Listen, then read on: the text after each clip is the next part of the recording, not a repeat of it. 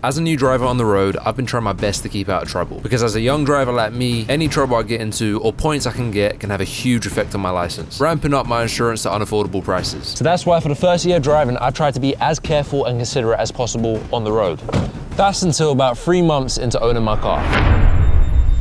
I had a crash and the whole front of my car was ruined. But at the very least, me and the other driver who was involved in the accident were completely fine. And as for what happened, well, that's something we'll talk about soon. But we're gonna be fixing this car and I'm gonna order some special parts to put on this Alfa that will spice things up a bit. But first, let's have a look at the damage.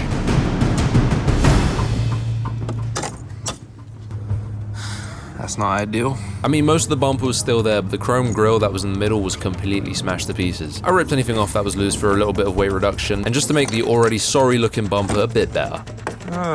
Found a bit of chrome. But before we start replacing any of these parts, it was actually time for a bit of maintenance. See, these Alfas have what's called an M32 gearbox, which is found in many cars, mainly being Vauxhalls. And these gearboxes are known for not being very good or reliable. And I started to notice that shifting this car was getting a bit difficult and it started getting stuck in gears. And it was one of those things that was really getting on my nerves, so I thought, why not do a gearbox oil change? And kind of like an engine oil change, this was a pretty simple procedure. Cracked open the fill plug at the top, and then cracked the bottom drain plug to let the old oil flow out. Oh! And to be fair, the oil looked not as bad as I thought it'd look, and there wasn't many metal shavings in it, so that was an okay sign. But I slapped a little bit of thread locker on a drain plug, and screwed it back in, and started filling it from the top with new gearbox oil.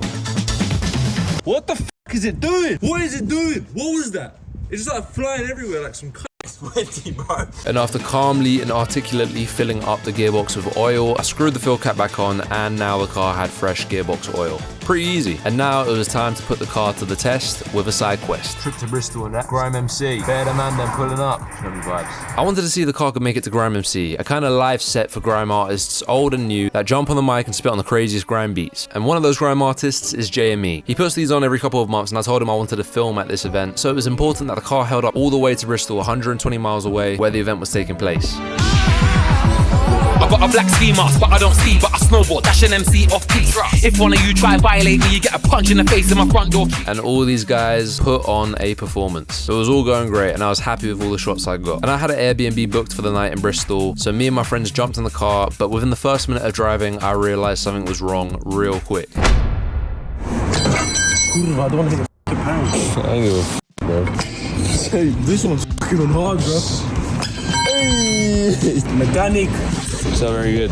We're stranded. Bristol. Tire flat, of course. Come out of the Grime event and it's just gone. We had to drive 13 miles to the Airbnb. We got the spare. Long thing. But with Sev's help, we eventually got the wheel off and put the spare tire on and safely got to the Airbnb where we were staying for the night. And then for some reason, the boys came up with a great idea to start a campfire outside with some sticks and a toaster. Airbnb is gone, bro. We're losing the depot, bro. There's not a lot that can go wrong. Pokey. What's this shit, man? Rolling out, bro. We got the big rim. What? Yeah. That's unfortunate. I'm gonna get some tires now. We're gonna try to get a puncture thing, but this thing's looking a bit rough. But enough of all those Bristol antics, we made it back to London. And it was time to start removing the old broken bumper along with all the wires for the lights.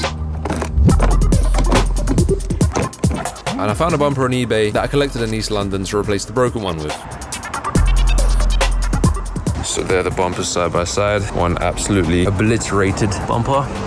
Very nice. And then one bit better conditioned bumper. Again, bit bent up there, but it should be okay, I hope. But yeah, this is obviously a lot better than that one right now. So let's get to installing everything on this. Yes. And don't forget, we weren't just gonna fix the car, we actually had some bits to add too, because a crashed car like this deserves a bit of modified love. But I was still waiting for the parts to come, so we'll get to doing those bits soon.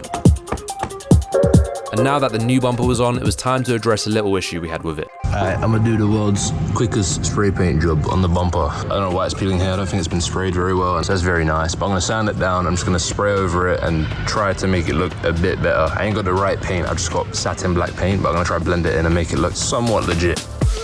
So I started off by cleaning the surface and sanding it down with 80 grit sandpaper, and made sure to wet sand it to give it a smooth finish.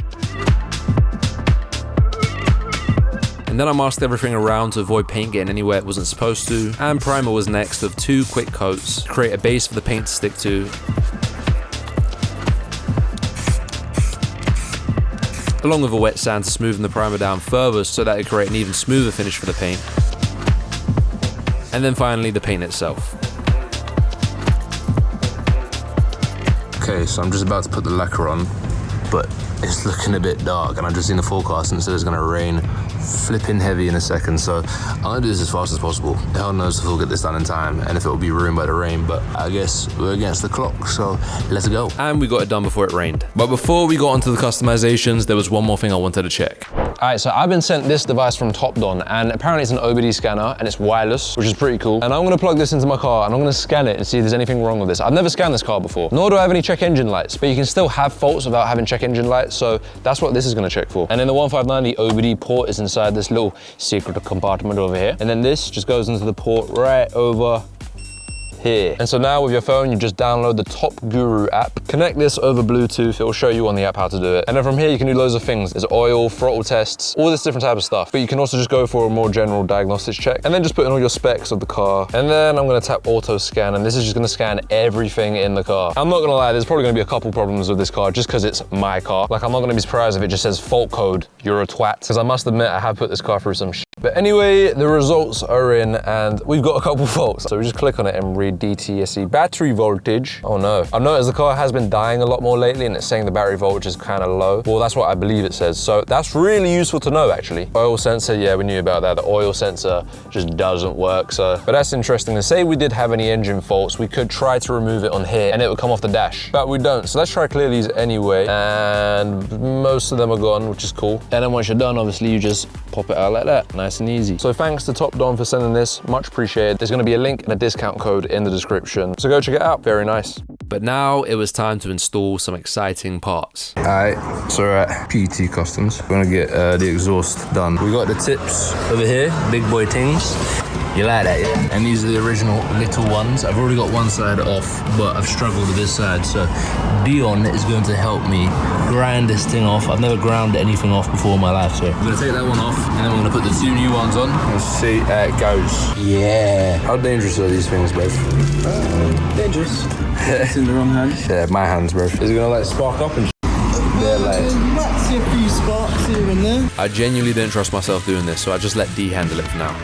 But this wasn't the only modification we were gonna do. Also the air filter going down to the air box is a bit broken. The air filter is just sticking out the bottom because I hit a curb really hard, so that is not great. So as an alternative, I'm gonna take out this whole box and then stick this universal Halfords one on, and hopefully it'll fit in there somewhere. Good color scheme as well with the red, but yeah, I'm gonna try to stick that there. And all of a sudden, I started trusting myself to use the grinder. So I ground away at the exhaust, and like a professional, I got it off.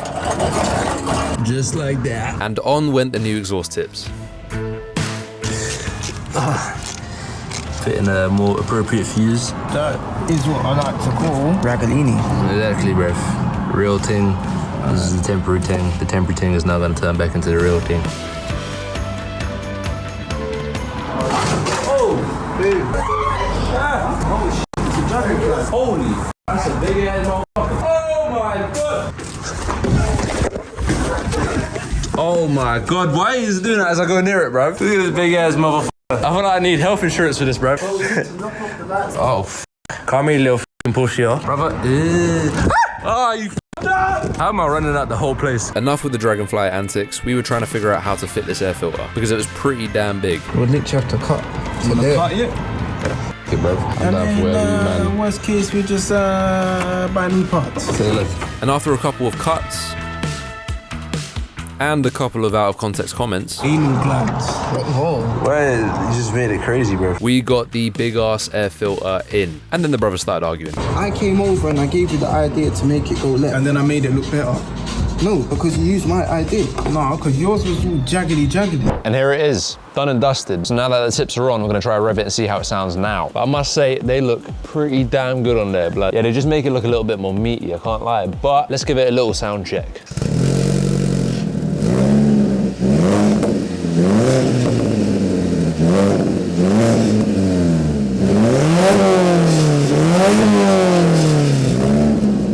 You know what? It sounds a bit like a Honda Civic. Like, I don't mind it. It doesn't sound great, but I guess it's something. I'm pretty sure I heard a little pop there as well, so that's kind of nice. But honestly, another reason I wanted to do this is so I can hear myself downshift and I can practice downshifting, because before it was basically a Tesla and I couldn't hear anything at all, so it's kind of hard to rev match. So yeah, it's a bit obnoxious, but I like it.